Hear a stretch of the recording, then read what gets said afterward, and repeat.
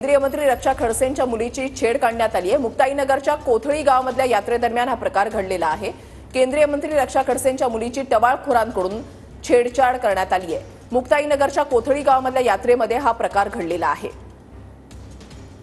रक्षा खडसेंच्या मुलीसह इतर मुलींचीही छेडछाड काढल्याचं समोर आलंय। रक्षा खडसेंच्या मुली रक्षक असताना सुद्धा हा प्रकार घडलाय। आरोपीला ताब्यात घेऊन पोलिसांनी सोडून दिल्याचा रक्षा खडसेंचा आरोप आहे। रक्षा खडसेंकडून मुक्ताईनगर पोलीस ठाण्यामध्ये तक्रार दाखल करण्यात आली आहे। छेडछाडीच्या घटनेनंतर खडसेंचे समर्थक सुद्धा आक्रमक झालेले आहेत। दरवर्षी मी जास्त फराळ वाटेल, पण त्या दिवशी मला पार्ला कार्यक्रम जाऊ शकतो।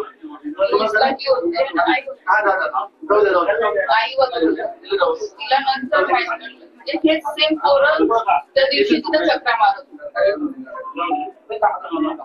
आता असा विषय झालेला आहे की बाबा ते अशा पद्धतीने म्हणजे इतकं वाढत चाललं तर कसं काय मुली सेफ राहायचं। म्हणजे आज ठीक आहे, आई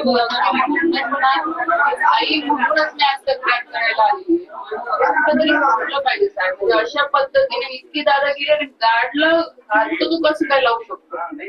पण ह्या मुलींना असं ह्या पद्धतीने ते सांगतीलच तुम्ही त्यांची जॉब वगैरे घेणार स्टोरी काय घडलं काही नाही, पण अशा लोकांवर ऍक्शन झाले पाहिजे, त्यांना उचललं पाहिजे।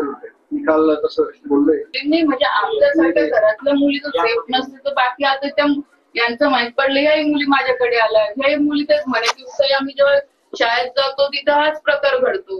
मग अशा मुलं जर शहरात फिरत राहिले तर कोण सेफ आहे उद्या। रक्षा खडसे या पोलीस ठाण्यामध्ये गेल्या, पोलिसांसमोर त्यांनी आपली भूमिका, त्यांनी आपला संताप जो आहे तो मांडलेला आहे आणि का त्या टवाळखोरांना सोडून देण्यात आलं असा सवाल सुद्धा त्यांच्याकडून उपस्थित करण्यात आलेला आहे। त्यांच्याच मुलीची छेडछाड या ठिकाणी करण्यात आली आहे। यात्रेमध्ये त्यांची मुलगी आणि मैत्रिणी काही गेलेल्या होत्या आणि जो सुरक्षा रक्षक मुलीसोबत होता त्याच्या समोरच हा संपूर्ण प्रकार घडलेला आहे। केंद्रीय मंत्री रक्षा खडसेंच्या मुलीची छेड काढण्यात आलेली आहे। रक्षा खडसेंच्या मुलीसोबत पोलीस सुरक्षा रक्षक असताना सुद्धा असा प्रकार घडलाय। त्याच्यामुळे एक सवाल उपस्थित होतोय, जर केंद्रीय मंत्री यांच्या मुलीसोबतच जर असा प्रकार घडत असेल तर सर्वसामान्यांच्या सुरक्षेचं काय, सर्वसामान्य महिला मुलींच्या सुरक्षेचं काय असा प्रश्न आता साहजिकच उपस्थित होतोय।